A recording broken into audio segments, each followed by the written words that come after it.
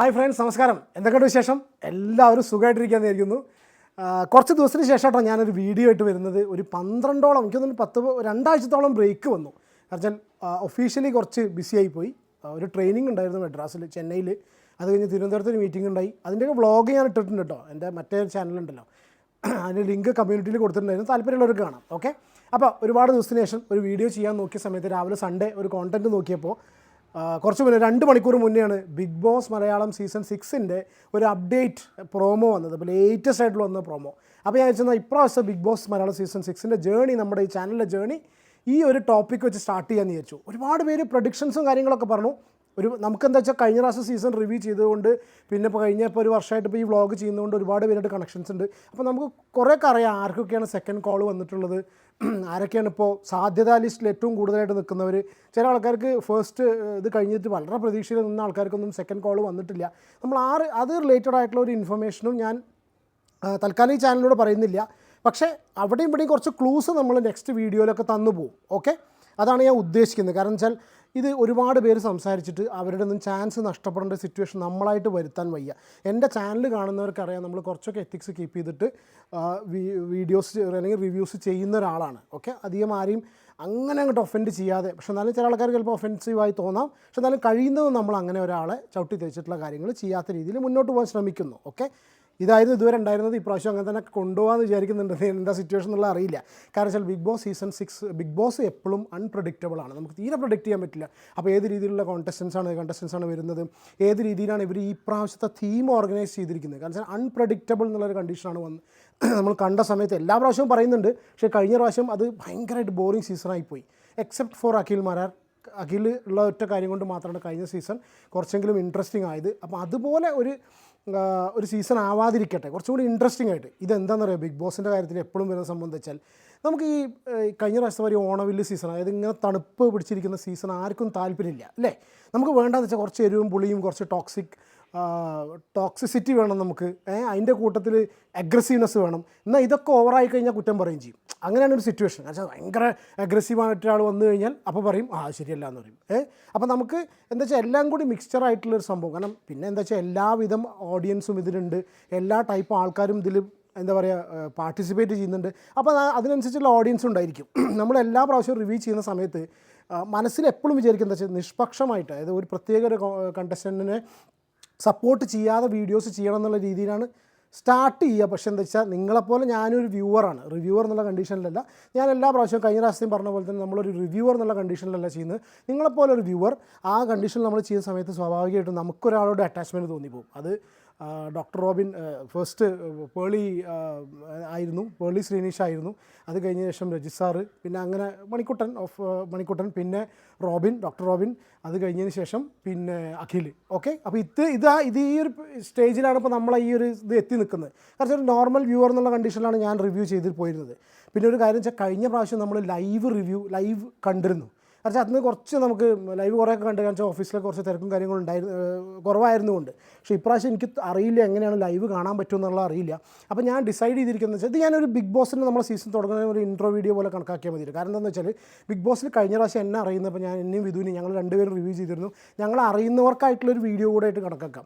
ഇപ്രാവശ്യം നമ്മൾ എന്താ ചെയ്യുന്നത് വെച്ചാൽ ഞാൻ ഇത് വേറൊരു ചാനലും കൂടി സ്റ്റാർട്ട് ചെയ്തിട്ടുണ്ട്, ടോക്ക് ട്യൂബേഴ്സ് എന്നുള്ള പേരിൽ. ഞാൻ അതിൻ്റെ ലിങ്ക് എൻ്റെ ഡിസ്ക്രിപ്ഷനിൽ കൊടുക്കുന്നുണ്ട്.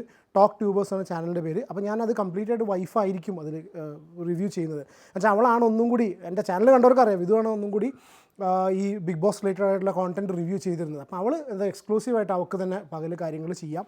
അപ്പോൾ കഴിയുന്നതും എൻ്റെ സമയം ഞാൻ വിചാരിക്കുന്നത് വെച്ചാൽ വൈകുന്നേരത്തെ എപ്പിസോഡ്, വൈകുന്നേരം കണ്ടുവരുന്ന ലൈവ് എല്ലാം കഴിഞ്ഞിട്ടുള്ള എപ്പിസോഡ്, അതിൽ ഒപ്പീനിയനും കാര്യങ്ങളൊക്കെ ആയിട്ട് റൗണ്ടപ്പ് ആയിട്ട് അങ്ങനെയാണ് പാറ്റേൺ ചെയ്യുന്നത്. പക്ഷേ നമ്മുടെ ചാനലിൽ ഒരിക്കലും ബിഗ് ബോസ് മാത്രമായിട്ട് പോകുന്നില്ല. കഴിഞ്ഞ പ്രാവശ്യത്തെ പോലെ മിക്സഡ് കോണ്ടൻറ്റ് ഇട്ട് പോകുന്നു, റിയാക്ഷൻ വീഡിയോസ് ചെയ്യുന്നുണ്ട്, അങ്ങനെ എല്ലാ കാര്യങ്ങളും മിക്സഡ് കോണ്ടൻറ്റ് ആയിട്ട് പോകുന്നുണ്ട്. അപ്പോൾ 2 ടൈപ്പും, ബിഗ് ബോസ് ഇഷ്ടപ്പെടുന്നവർക്കും അല്ലാത്തവർക്കും ഒരുപോലെ കറക്റ്റ് ടൈം ഒന്നും കൂടി സിസ്റ്റമാറ്റിക് ആയിട്ടുള്ള വീഡിയോസ് ചെയ്ത് മുന്നോട്ട് പോകാനാണ് ആഗ്രഹിക്കുന്ന പ്രാവശ്യം. അതാണ് നമ്മളെ പ്ലാൻസൊക്കെ. പിന്നെ എന്താ വെച്ചാൽ ഒഫീഷ്യൽ തിരക്കും കാര്യങ്ങളൊക്കെ ആയിട്ട് എന്താ സ്ഥിതി എന്നുള്ള അറിയില്ല. ഇനി കമ്മിങ് ബാക്ക് ടു ഇന്ന് വന്നിട്ടുള്ള പ്രോമോ. ഓക്കെ, ഫസ്റ്റ് വന്ന പ്രൊമോ അരിശുമുട്ടിൽ അപ്പൂട്ടൻ, എനിക്കതിനെക്കുറിച്ച് വീഡിയോ ചെയ്യാൻ പറ്റിയില്ല. എല്ലാ പ്രാവശ്യവും തന്നെയാണ് സ്ഥിതി. എല്ലാവരും ഭയങ്കര പ്രിപ്പറേഷൻസിലാണ്. നമുക്ക് ഇൻറ്റേർണലി കുറച്ച് പേരുടെ പേരുകൾ അറിയാം. ഇവരൊക്കെ എന്താ വെച്ചാൽ ഭയങ്കര പ്രിപ്പറേഷൻസിലാണ്. അതിൽ 2-3 പേർക്ക് പ്രിപ്പയർ ചെയ്തവർക്ക് അടുത്ത കോൾ വരാത്തൊറ്റ കാര്യം കൊണ്ട് തന്നെ അവർ ആകെ അങ്കലാപ്പിലാണ്. ഓക്കെ, അപ്പോൾ ഇതെന്താ വെച്ചാൽ ബിഗ് ബോസ് എപ്പോഴും അൺപ്രഡിക്റ്റബിൾ ആണ്. എന്താണ് ചെയ്തെന്ന് അറിയില്ല. ഹോംവർക്ക് ചെയ്ത് വന്നവർക്ക് ഒരിക്കലും അവിടെ പെർഫോം ചെയ്യാൻ പറ്റില്ല. അതൊക്കെ ഒരു 10 ദിവസം കഴിയുന്ന സമയത്ത് ഇതെല്ലാം ഷെല്ല് ബ്രേക്ക് ചെയ്ത് എല്ലാവരും പുറത്തേക്ക് വരും. അവരൊക്കെ തനിനിറം നമ്മൾ കാണുകയും ചെയ്യും. ഈ സിറ്റുവേഷനാണ് എല്ലാ പ്രാവശ്യവും പോകുന്നത്.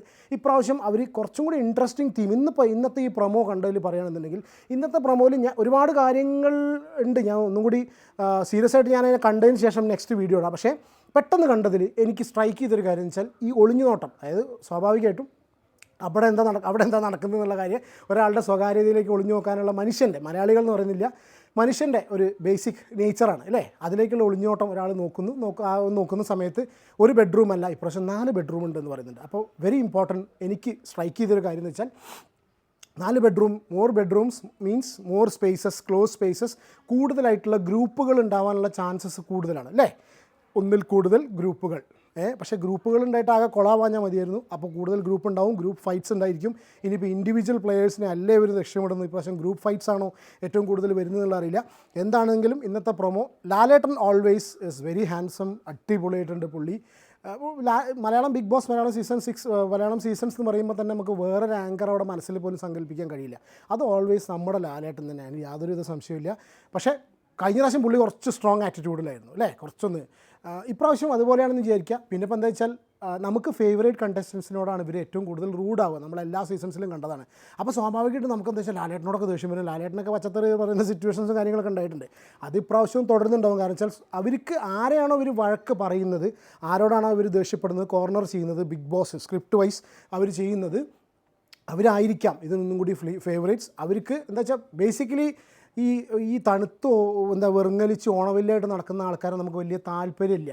കാരണം വെച്ചാൽ അവർ ഒരു കണ്ടൻറ്റും ഇല്ലാണ്ട് നമ്മൾ മുന്നോട്ട് കൊണ്ടുപോയിട്ടൊരു കാര്യമില്ലല്ലോ. അപ്രാവശ്യം കഴിഞ്ഞ പ്രാവശ്യത്തെ പോലെ ഒരു ഓണവില്ല് സീസൺ, കഴിഞ്ഞ പ്രാവശ്യം അഖിലിനെ മാറ്റി നിർത്തി കഴിഞ്ഞാൽ ഒന്നും ഉണ്ടായിരുന്നില്ല.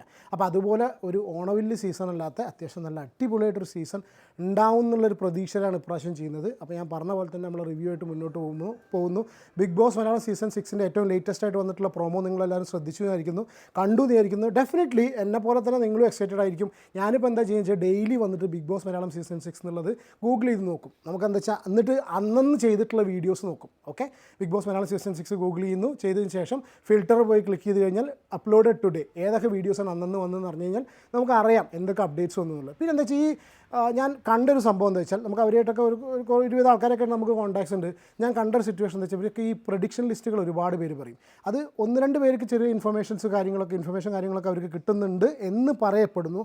ബട്ട് ഐ ഡോണ്ട് തിങ്ക് ഈ ക്രൂവിൻ്റെ ഭാഗത്തുനിന്നും ഇവിടുന്നൊന്നും അങ്ങനെ ഇൻഫർമേഷൻ കൊടുക്കുന്നൊരു ഷോ ആയിരിക്കില്ല ഒരിക്കലും Bigg Boss. If that is right, ഇത് കംപ്ലീറ്റ് പോക്കാണ്. പിന്നെ കാരണം വെച്ചാൽ ഇപ്രാവശ്യം PR ടീംസ് ഒരുപാടുണ്ട്. ഡെഫിനറ്റ്ലി ഞാൻ ഒരു PRൻ്റെയും ഭാഗമല്ല.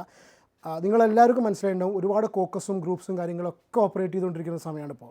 Seriously lot of YouTubers, lot of people who are reviewing Bigg Boss ഒരുപാട് ഗ്രൂപ്പുകളായിട്ട് തിരിഞ്ഞിട്ടുണ്ട്. ഈ ഗ്രൂപ്പുകളൊക്കെ പരസ്പരം അങ്ങോട്ടും ഇങ്ങോട്ടുമായിട്ട് അവർക്കൊക്കെ ഫേവറേറ്റ്സ് ആൾക്കാരുണ്ടായിരിക്കും. ഇവരൊക്കെ കളക്റ്റീവായിട്ട് റിവ്യൂ ചെയ്യുന്നൊരു സിറ്റുവേഷൻ ഇപ്രാവശ്യം ഉണ്ട്. ഡെഫിനറ്റ്ലി എല്ലാ പ്രാവശ്യവും ഉണ്ട്. ഇപ്പോൾ സ്ട്രോങ് ആയിട്ടുണ്ട്. ഞാൻ തൽക്കാലം നമ്മൾ ഒരു ഗ്രൂപ്പിലും ഇല്ല. നിങ്ങൾ എന്നെ കണ്ടാൽ അറിയാം. ഞാൻ ഈ റീസെൻ്റായിട്ട് നടന്നിട്ടുള്ള പല കോൺട്രവേഴ്സീസിലും നമുക്ക് ഒരിക്കലും ഗ്രൂപ്പായിട്ട് അല്ലെങ്കിൽ ചില ആൾക്കാരുടെ പക്ഷം ചേർന്നിട്ട് മറ്റുള്ളവരതാക്കുക അങ്ങനത്തെ പരിപാടിയേ നമുക്കില്ല.